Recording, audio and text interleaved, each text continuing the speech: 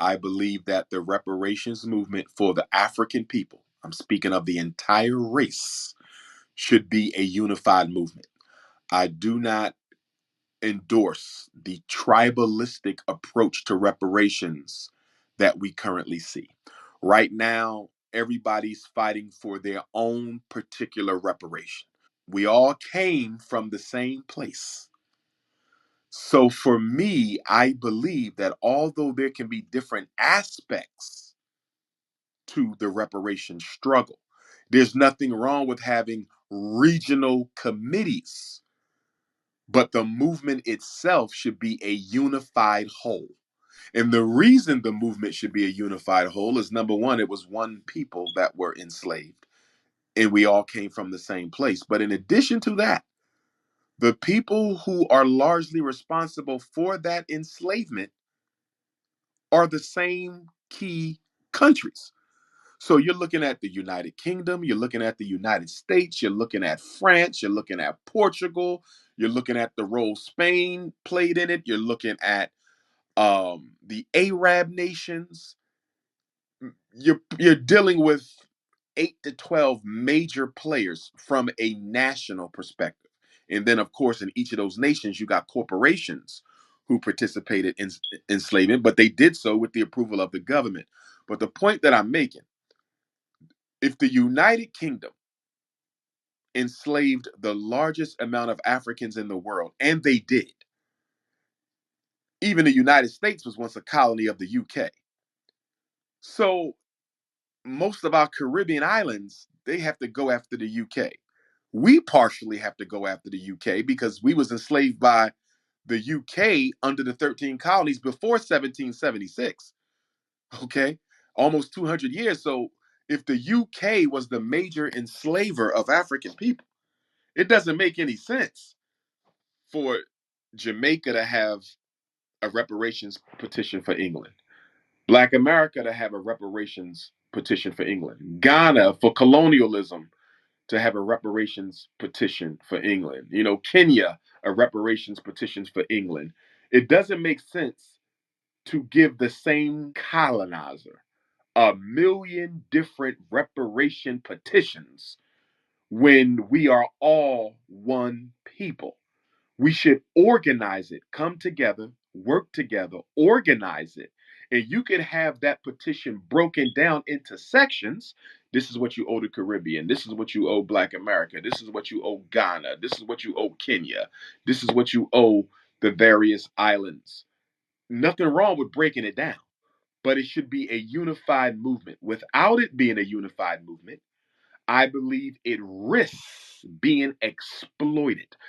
The white power structure will play divide and conquer, separate and rule. If we do not organize and collaborate, I'm telling you what they're going to do.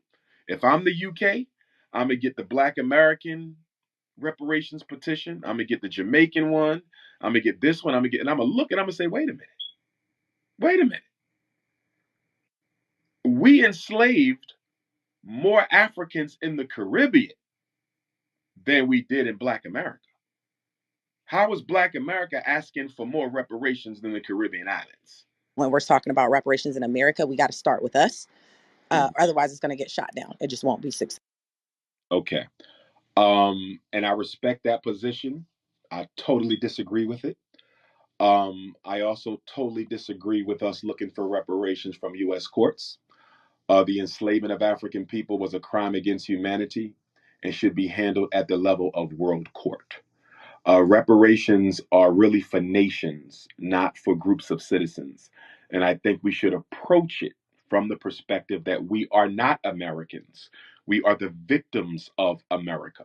And I think one of the challenges that we're going to have as we fight for reparations is, as much as Black people claim they want the reparations, many of them don't want to sacrifice the American citizenship and identity that they think they have, which they don't have anyway.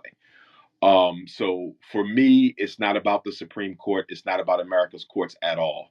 Reparations for African people needs to be fought at the level of world court. In addition to that, I don't care how they wrote the legislation. Legislation can be changed. That legislation reflects the thinking of the Black people who wrote it. And the truth of the matter is, we as African people are a very tribalistic people. We are tribalistic and we are selfish. And we tend to only care about ourselves, failing to recognize that it is the superstructure of organization that is what's going to safeguard any type of victory that we get. The fragmented, tribalistic approach is not going to be a victory for us, in my opinion. And of course, I'm definitely colored by the Pan African perspective. I am not interested in a reparations fight. But in addition to that, I want, and I also believe that the whole is greater than the sum of its parts. And I think a coordinated, organized effort, even if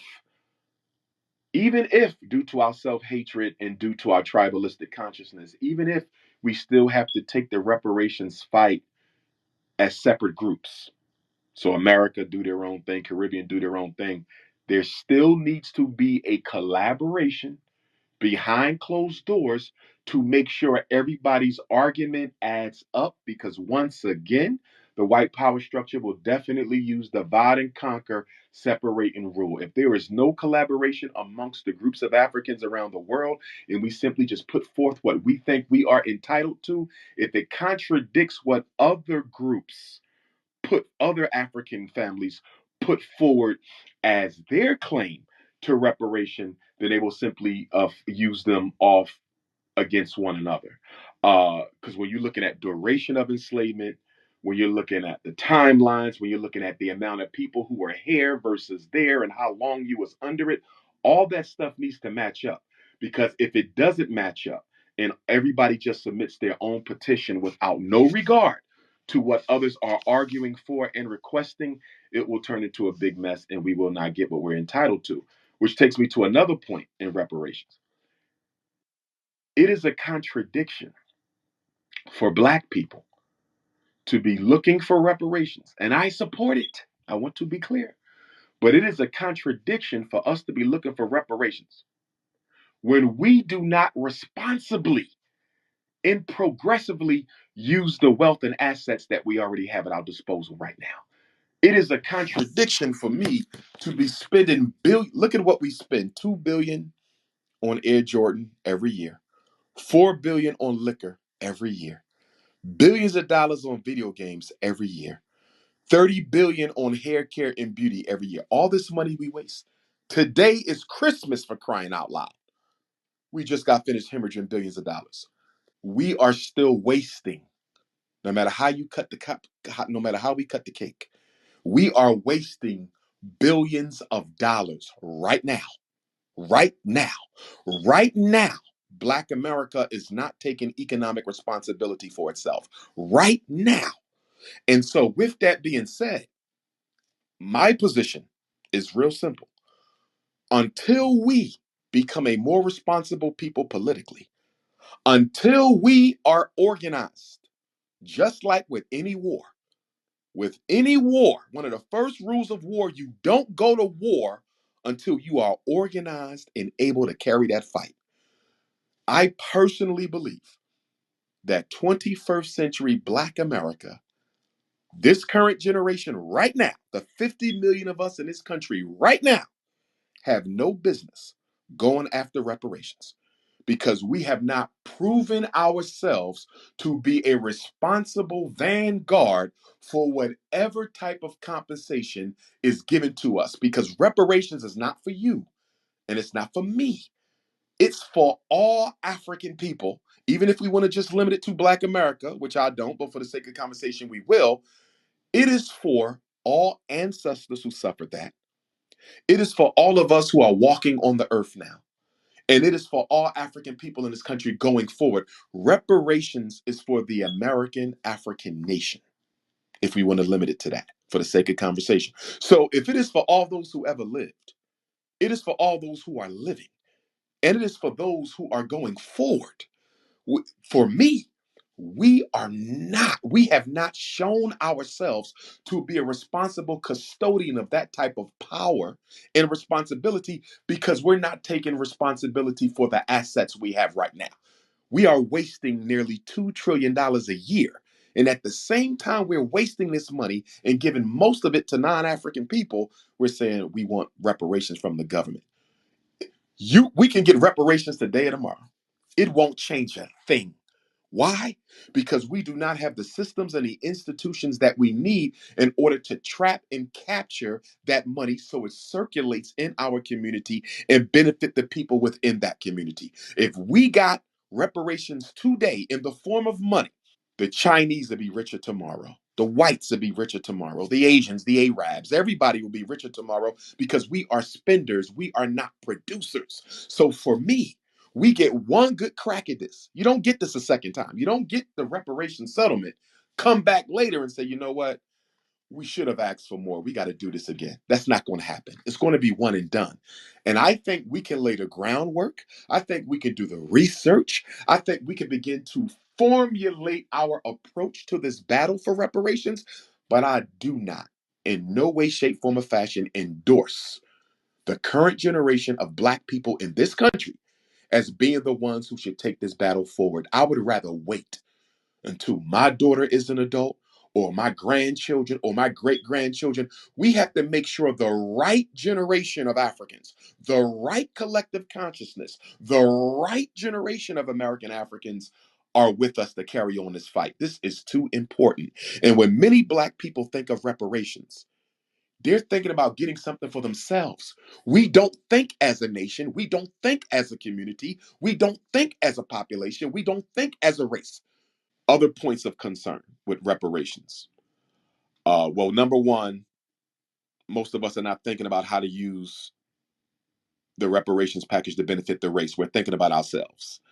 And I think that is illustrated very well by Bob Johnson's approach to reparations, former owner of BET, who sold it to Viacom in the year 2000 for $2 billion. But Bob Johnson said that based on his formulation of reparations, every African American should get approximately $350,000 apiece. That was his reparation, which to me was total nonsense. You do not reduce 400 to 500 years of oppression, dehumanization, psychological terror. You do not reduce the unpaid labor of an entire race that also created a permanent, irreversible status for those people in a given society. You cannot reduce that to a dollar amount. And that's what he did. That is dangerous and it is a trap on many levels. And on one level, it is a trap because American money is not tied to a mineral standard. American money is promissory note. It has no material or mineral backing whatsoever. So America can give you any amount of money you want. And then through inflation, they can instantaneously the next day reduce the value of your money by putting more of it in circulation. But because so many of our people are so materialistic and they don't understand economics, they're looking for money. Bob Johnson is a billionaire, so I know he understands wealth and I know he understands assets. But yet and still, one of our richest Black men had the audacity to say that all of us should get $350,000 and be done with it. First of all, what exactly does $350,000 buy you anyway? It might get you a nice house. It might get you a little piece of car. But that's it. And if you're going to tell me that my ancestors' unpaid labor, which America will always benefit from, and this is the point I want to make on reparations.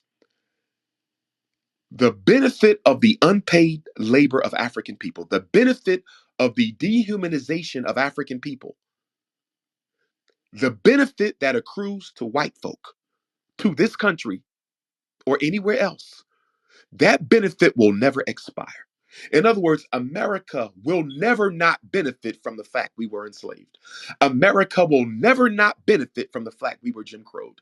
America will never not benefit from the fact that Black men have, since our arrival in this country, been economically disenfranchised. America will never not benefit from that. America will never not benefit from the free wealth that we built for this country, from the inventions that we gave her. America will never not benefit. And since America or France or Portugal or Britain will never not benefit from the unpaid labor and the dehumanization of African people, our restitution, Our reparations package must include demands and concessions that can never expire. So we could include cash, but it damn sure is not a top 10 demand. No way, shape, or form is the cash a top 10 demand. Another point, we have to study the people who we are putting out front to fight this reparations fight. And going back to a point that I made earlier, if we limit this for the sake of conversation to the American African reparation struggle, that got to be organized too. In other words, the reparations fight in California cannot be separate from the reparations fight in Pennsylvania, the reparations fight in Mississippi. It must be a coherent, unified national front. Because just as I said before, whereas they'll play off the CARICOM petition for the Black American petition, they could play off the California petition for the Pennsylvania petition versus the Texas petition versus the Florida petition. So we still have to be organized, even if it is just a fight for reparations for the American African. It got to be organized because divide and conquer, separate and rule has been the white power structure's central strategy for dealing with Black people domestically or internationally. But getting back to the personnel, I have yet to see, and I would love to see the people who are at the forefront of this. Like to see the entire list. I don't want to hear from one person. On paper, I would like to study so I can research the people, right?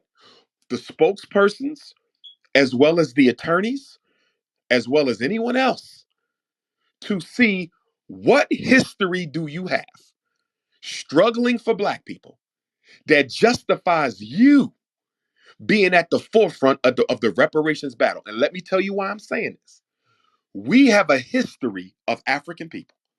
We have a history of Black bourgeoisies who always seem to find themselves at the forefront of a struggle when you've done nothing in the community to make things better. I am not accusing anybody of anything because I haven't seen a name at all. So I want to be clear about that. I haven't seen anybody's name. I don't know anything about anyone that has been spoken of to date. But I'm simply saying it is within the recent history of Black people to always choose leadership for serious movements of leaders who have the academic resume. They may even have a mainstream American resume. But what is your grassroots resume? I don't want no bourgeoisie Negroes fighting for me. I don't want no Black men with white wives fighting for no reparations for me. We're not doing that. For me, because that shows me right there you're not committed to my struggle. How are you going to be fighting for reparations? You'd have married a white woman. If we want to keep wealth in the community, why you didn't keep your wealth in the community and find you a Black wife? That's just an example. So my thing is these people got to be studied. I need to see what their history is, what secret societies they belong to, what fraternal affiliations they got, what relationships to the white power structure. Everybody got to be studied to make sure that they are on the up and up, they're fighting for the right reasons, and they are not FBI and CIA plants. Because I can tell you right now, the FBI, without question, will seek to infiltrate the reparations movement and populate it with people who will fight for what they want Black America to concede to and not necessarily what we want. The personnel must be scrutinized. We have to look at who's at the forefront, and the Black community has to decide whether we want them fighting for us. One of the consequences of our disorganization, one of the great consequences of our disorganization as a people is the fact that we don't choose our leadership because we're not organized. People can't choose leaders because you're organized. So as a result of that, Black America suffers from the Messiah complex, which is a version of the HNIC complex. Our leaders choose themselves. That doesn't mean that they were not good leaders, but most of our leaders chose themselves. And the ones who didn't choose themselves, okay, ironically, they were some of the better ones who probably could have chose themselves. I look at Dr. King and how Dr. King was actually chosen by the Southern Christian Leadership Conference. They came together and chose him to lead the Montgomery bus boycott. The UNIA ACL came together and elected Marcus Garvey as president general. So we do have some leaders who are actually chosen by the people, but most of our leaders are chosen by themselves. Now, that's not a bad thing. If you need a leader and somebody steps up and do the job, it's great.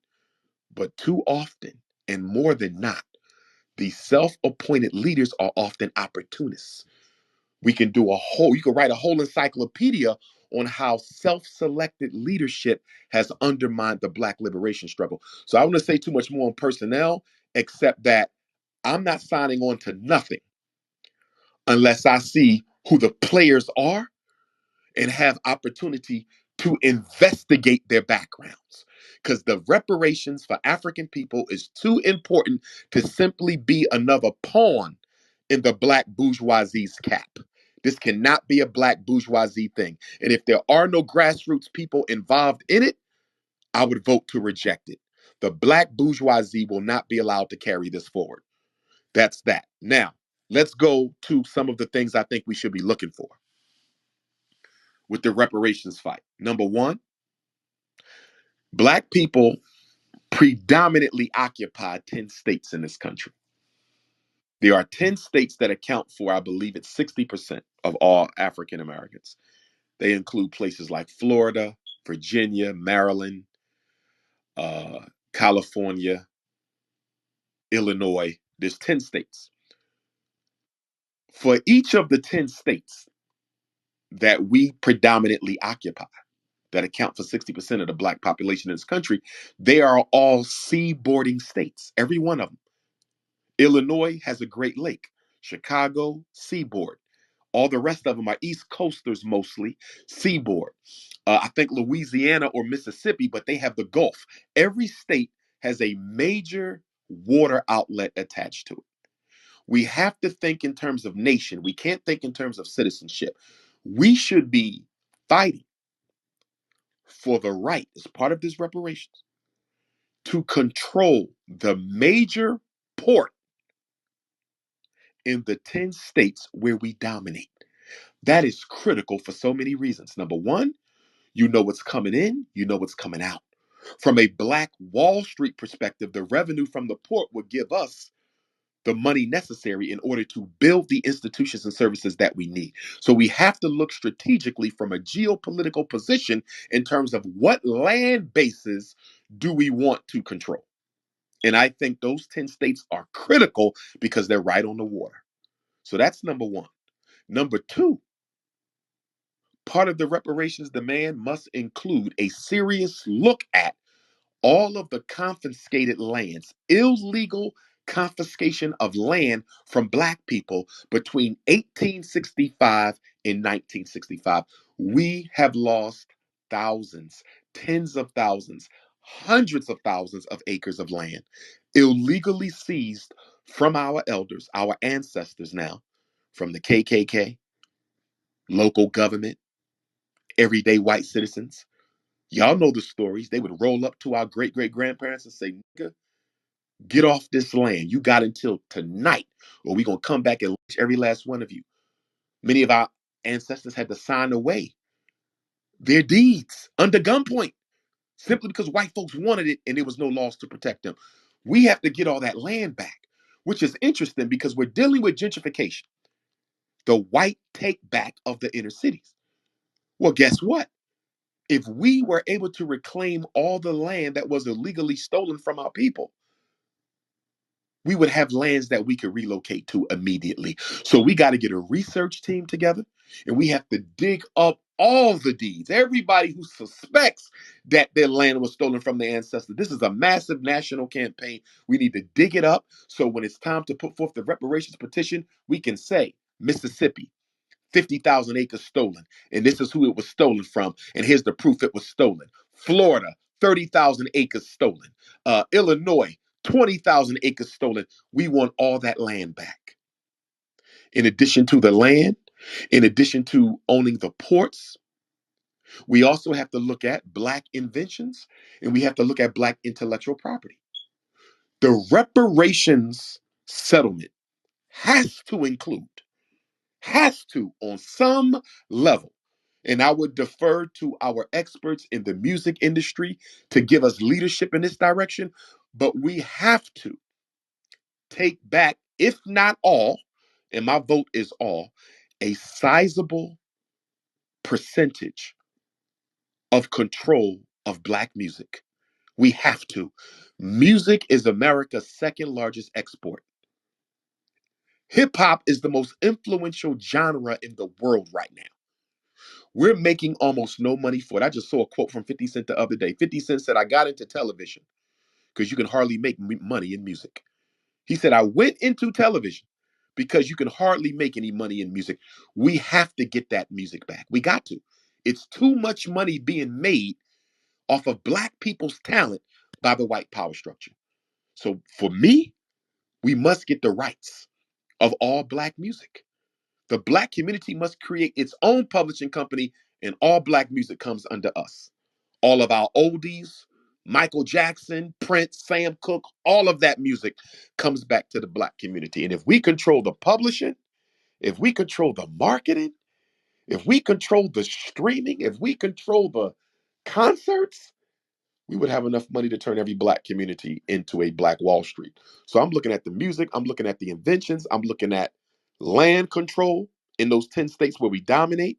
At least the port, at least the port. Give me the port, okay? I'm looking at the confiscated lands from our ancestors. And there's other things on my list, but those things are critical. And my biggest criticism of the reparations movement to date, second to the fact that it's not a unified front, and it needs to be. And unifying our people is not that difficult. We have to stop. To me, I think it's just we love being tribalistic more than we love unity. That's our culture, our recent culture, that is. And so we would much rather go for the simple thing in front of us instead of the greater, larger thing that is guaranteed to bring us a much greater settlement, a unified reparations movement globally, where Black America still got a right to do your own thing, but it is in accordance. It has been collaborated with all the other reparations movements around the world. That would bring us infinitely more than anything we would get on our own. And that's another reason why I would like to table, excuse me, the reparations movement for another generation, because I don't think we've done enough research. I don't think we have brainstormed enough. I see too many people worried about cash payments. I think we're rushing this, and I don't think we're recognizing that reparations are for the race. Even if we want to say it's just for the American African nation, it is still for the race of our people who have existed and will forever exist in this country. And we have to set policy for how that reparations is to be used. I haven't seen a reparations argument yet that I looked at and said, this was well thought out. This was well thought out. They took their time, they studied, they researched, and they really looked at where we are, what we've been through, where we need to go from a geopolitical, economic, and political perspectives. I haven't seen it. I think we're rushing because people want to get paid. People want to put their names on stuff. That's what I'm seeing.